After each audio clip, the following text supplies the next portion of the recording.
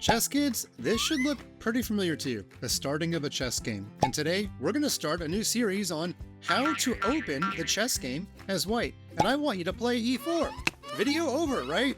No, we're actually just getting started. Before I continue further, I do want to say that I think kids put a little bit too much focus and a little bit too much stress on the opening. So why would I do a long series about a part of the game that I think is less important than you think it is? Well, first of all, let me reason with you. I know why learning the opening is fun, because if you can memorize the same 10 moves as the world champion, then you are literally just as good as the world champion. I cannot hit a golf ball as far as a professional player, but I can play like the world champion for the first 10 moves, so it feels good, right?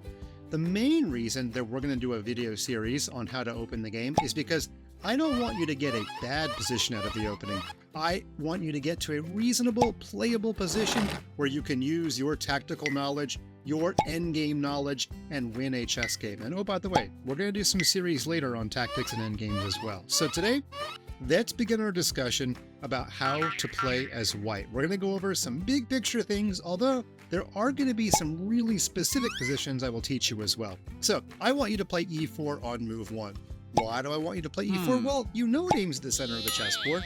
You know it helps the bishop get out, even helps the queen get out, although we're not usually in a hurry to get the queen out. But we need to do a lot of those things in order to get our king castle. Now, you're going to see a lot of grandmasters play d4, which is no better, no worse. It is equally as good.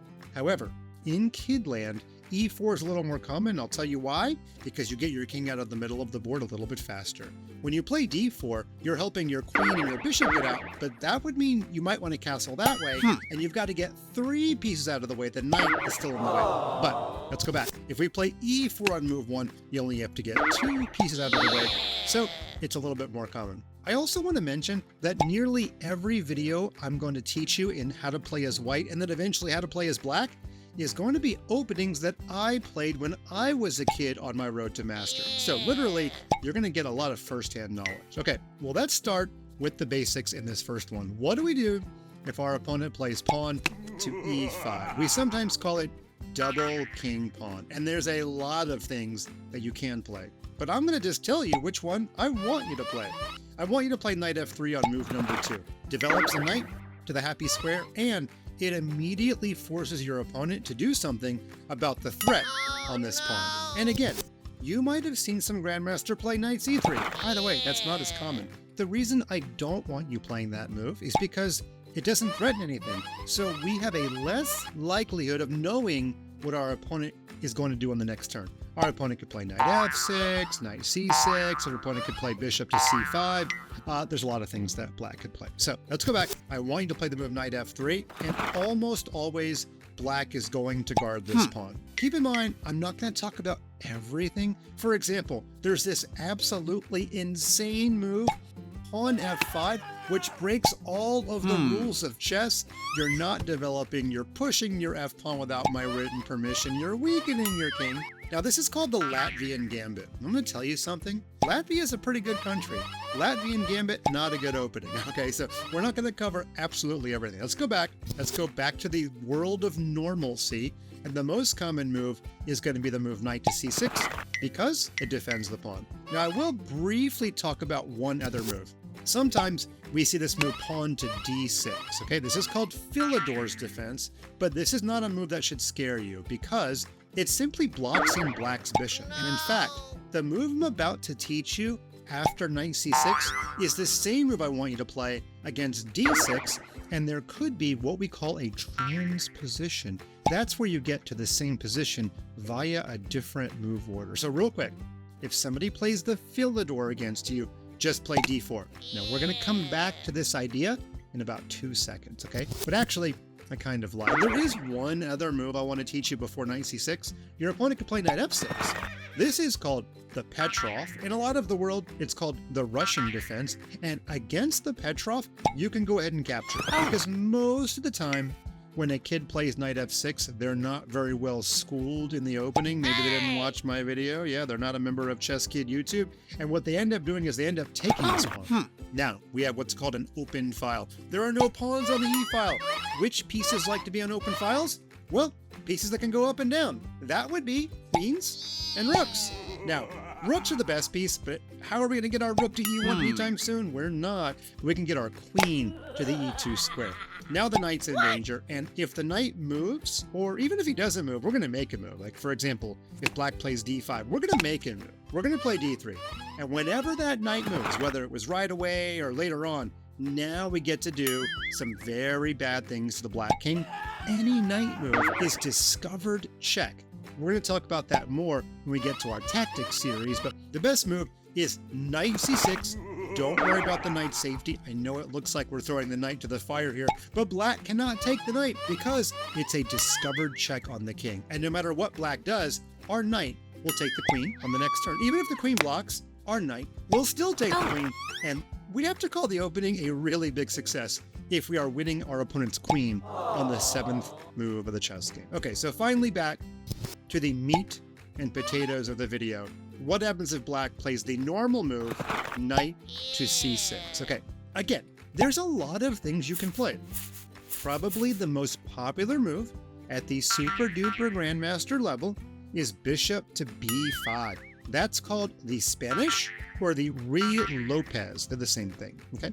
However, there's another move that grandmasters play, bishop c4. That's called the Italian, and guess what? We're not going to learn either one of those because I'm a really big fan of teaching kids openings that put immediate pressure on their opponent, because frankly, there are fewer things your opponent can do when you attack your opponent, because your opponent pretty much has to defend. If you play bishop to c4, yeah, it's a good move. It aims to the center. It aims at your opponent's weak spot on f7, but because f7 is defended, there's not actually any move that black has to play on the next turn. So what I'm going to teach you is this move d4, very similar to what I told you to do if your opponent plays d6 on the second move. In fact, we're going to cover what happens if our opponent plays d6 really soon, okay? This is called the Scotch, and the main line is when your opponent plays pawn takes pawn. After pawn takes pawn, you've got a really big decision. Do you take the pawn back right away? That's called the Scotch game. Or do you delay taking the pawn back in order to do quick development? The key move there is bishop to c4. That's called the Scotch gambit. And guess what Funmaster Mike played before I was Funmaster Mike? Yeah, when I was just Mike, I played bishop c4, and we're going to talk a lot about this move a little bit in this video, and then a lot more in our next video. But I want to go back and talk to you about what else black can do besides pawn takes pawn, which, by the way, that is the best move, pawn takes pawn. But I've been at this game for a while. I've been teaching the Scotch gambit for a while. I've been playing the Scotch gambit since before you were born, and I know what a lot of kids do in response to this move.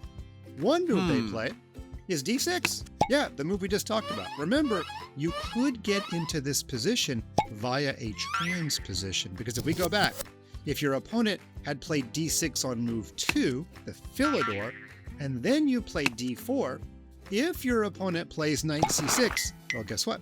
We are in a transposition. It is the exact same thing. Okay, so if your opponent plays d6 in the Scotch, what I want you to do is to take this pawn.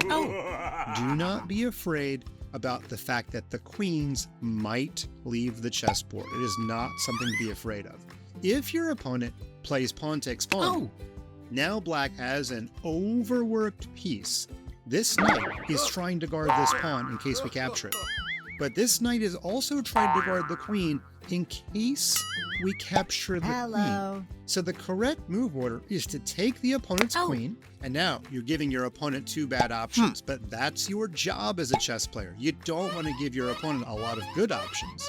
So your opponent can either take with the knight, which immediately loses the pawn because the knight's not there anymore. That's the whole goal when your opponent has an overworked piece. Make it do one of its jobs so it can't do its other job. So now we play knight takes pawn, and we have to consider the opening a really big success. It's not very often you just win a clean pawn out of the opening. White has absolutely no problems in the position. White has one piece off of the back row, this knight. Black has 0. And white can very easily get the bishop out and get the king castled on the next couple of moves. So we'll just stop here and say that white is doing really well. I guess I could show you one more tactic. Let's just say your opponent attacks your knight I would probably run away. I actually don't really care if you go here or here. I'd probably choose f3, not to block the bishop. And then if your opponent plays knight f6 to develop, then you play e5 and you fork the bishop and the knight. That's your extra pawn. That's the advantage of having a center pawn when your opponent doesn't have one. Okay, let's go back. If in this position, after you play queen takes queen, the king takes, well, you don't get to win a pawn right away, but you do get the lovely advantage of being able to attack that king on the open file later in the game. What I would do first is not give a check. I know it's very tempting in the opening to give a quick check, but black could either just block with the pawn or block with the bishop. And if you end up taking the bishop and black takes back, you're actually helping your opponent develop. So let's not do that. Instead, how can we develop this bishop with tempo? There's actually two answers. You could play bishop to b5. And the idea is, if you take that knight on the next turn, nothing will be guarding the pawn. That's perfectly acceptable. I have a slight preference for bishop to c4, just attacking a pawn in a totally normal chess way. I just think I like this move a little bit more. And then on the next couple of moves, you're going to castle your king. The rook, of course, will land on f1, and then one of your rooks can get to d1, and you can immediately go after the king. I'm not going to say that white is necessarily winning, but it's a really pleasant position for white. And in kids' chess, he who haveth the safereth king winneth the chess game. Okay, I don't know why I'm talking like that. I'm trying to speak in Old English, but you can go ahead and write that one down if you can figure out how to spell what I just said. Okay, let's go back. I also want to mention that in this position, if your opponent did not play pawn takes pawn, but played knight takes pawn, you can do a very similar version of the same thing. You can trade knights, and after pawn takes, you can play queen takes queen. And when the king takes, you can very much enjoy this position. White is ahead in development. White is immediately winning a tempo. Black has to waste one move. That's what tempo means. It means time. Black has to waste time guarding the pawn. And then white will castle. White will get the knight out to the happy square. White will enjoy the better position with the safer king. One thing I want to mention, we've already gone through a lot of very specific lines. Whenever you're trying to learn a chess opening, you must watch videos like this over and over. Oh, and it's not just to increase the view counts on the video, it really is for your own benefit. There is no way I expect you to remember all of these moves all in one viewing. Some people call it the woodpecker method. What do woodpeckers do? Well, they keep hitting the tree over and over and over and over till they get what they want, right? And learning chess moves is very similar. It reminds me, when I was in that school play back in 5th grade, I didn't just read my lines once and go out and perform. I read them over and over and over. Then I tested myself to see if I remembered them. And yeah, I think I was a pretty good actor. Okay, let's go back though. Let's not talk about me. Let's talk about chess. So we go back to this key position. And we have just learned, let's go back to the regular move order, knight c6, d4. We have learned what to do if our opponent plays the move pawn to d6. Remember, we take that pawn, and you're going to review the video, and you're going to remember all of your lines for when opening knight happens. Okay, what about another very common mistake move by kids? Some kids play knight f6 because they were taught, hey, at the beginning of the game, you should put your knights on happy squares. While that is generally true, another fun master Mikeyum is don't answer an attack with an attack, and that's what black has done. Notice in the previous position, we played d4. We double attack this pawn. 1, 2, and there's only one defender. We are forcing our opponent to do something about that pawn. So when our opponent plays knight f6, our opponent is not actually defending the pawn, our opponent is counterattacking our pawn. And that is a no from Mike. Don't do it unless you become a master and you know some exceptions. What I want you to do in this position is incredibly simple. I want you to just play pawn takes pawn. Very simple. Now there's only one move for black that we even have to look at. If black does not take the pawn, then first of all, what was black doing by playing knight f6? But secondly, black is just gifting us a free pawn on the 4th move of the game. So let's go ahead and give black this move knight takes. This next move is going to seem a little bit counterintuitive. That is a giant high school word. Counterintuitive means not what you're thinking. Now, I have taught you many times in YouTube land and on the ChessKid website to go after pieces that have no defenders. We call it LPDO, and it has nothing to do with the Los Angeles Police Department. It means loose pieces drop off. So you might think we should go after that knight right away. But if we do, if you play a move like, I don't know, bishop to d3, every single kid in the entire world is going to see that their knight is in danger, and they're going to do something about it. They're going to play a move like knight c5 to run away, or they might even play this move, pawn to d5. And even if you know about the special rule en passant, and I hope you do, then your opponent can actually run away with the knight, capture the pawn back, and black is probably okay in this position. So we're going to pretend after knight takes e4, we're going to pretend like we don't notice that the knight is loose. What I want you to do in this position and this next move is a hallmark of the Scotch Gambit, is I want you to play bishop c4. And we're not ignoring the fact that the knight is not defended. What we're doing is we're waiting for the right moment to take advantage of the knight not being defended. I will tell you a funny thing about this position. I think every single time one of my students has ever reached this position as white, they've been able to play some version of the tactic that I'm about to show you. And what is that tactic? Well, thank you for asking over the internet, friend. We are going to double attack the knight and the pawn by playing the move queen to d5, and black is going to be in big trouble. Because if our queen gets to d5, we're either going to take that loose piece, Mr. Knight, for free, or we're going to play queen takes f7, and because the queen has the defense of the bishop, that is going to be checkmate. There are even some positions where you sacrifice the bishop first, and then when the king takes, then you play queen to d5 check, and you win the piece back. However, that only wins a pawn, so when you can get away with queen d5, that is the better move. Now, there is possibly some ways that black could deal with this, but black would have to see well ahead of time that it's coming. Black would probably have to move this knight a third time, and it's not very intuitive. There's that word again. It is counterintuitive to play a move like knight c5 and run away with the knight when the knight is not even being attacked yet. So let's give black a regular looking move, the kind of move that I see kids play, which is a move like bishop to c5. Okay. Now it looks like black is making a great move. Black is bringing a new piece out. It's aiming at the center.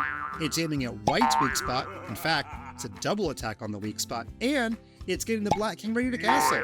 You might think, Master Mike, if you got a problem with this move, we got a problem ourselves. No. Normally, this move is fantastic, but it kind of ignores white's threat, which was, remember? Queen to d5. And in this position, black, despite the double attack on f2, is going to lose a lot of material. Let's take a look at why. The queen threatens the knight. We know that. The queen threatens checkmate. We know that. And if the knight moves, we could even take the bishop, although to be honest with you, I don't even think the knight has any good moves. For example, if the knight travels to g5, trying to save the knight and trying to guard the checkmate, again, you could take the bishop, but I've got a better move for you. We're threatening this knight twice. 1, 2, and it's only being guarded once by the queen, so you might as well play bishop takes knight. You've already won a piece, you're threatening the queen, you're still threatening the bishop, oh yeah, and don't forget, checkmate, checkmate, checkmate alert. Queen takes f7 is still checkmate. The queen is doing a circular happy dance around this pawn. We're having some fun. The queen cannot wait to finally eat that pawn and give checkmate. So, let's go back. Black could slightly annoy you in this position by playing bishop takes f2. That's totally true. But amazingly, if you just move your king sideways, black has not really solved all of the problems. We've still got the queen doing happy dances on f7. We've still got the queen aiming at the knight. And by the way, if we win the knight, the bishop will also be in danger. So while white may not be able to castle in this position, white is winning at least a piece. And in fact, white having missed the f-pawn, if this rook ever gets to f1, the rook will even join the fun on the f7 pawn. So we definitely prefer white in this position. Let's go back because I want you to see it again. Do I trust you to rewind the video and watch it again? I do trust you, but I do want to remind you again. After knight f6, which is a mistake, we play pawn takes pawn, knight takes, and then this is the hard move. This is the one that you just have to memorize. Bishop, not d3, c4, good memory. Bishop c4, and no matter what black does, pretty much, we're going to play this move queen to d5 on the next turn. By the way, check also doesn't save black because you'll just put the pawn in the way, the bishop has to move, and the queen d5 idea is still coming. All right, that is our introductory video of how to play e4 on move 1. What am I going to talk about next? Well, thank you again for asking over the internet, friend. We're going to talk about the main line. In this position, the best move for black, which we did not cover, we only talked about d6 and knight f6. The best move for black is to go ahead and play pawn takes pawn, and that's going to be the subject of our next video because I want you to know what to do if black knows what to do and have a great position in the Scotch Gambit. Coming soon, the main line of the Scotch Gambit.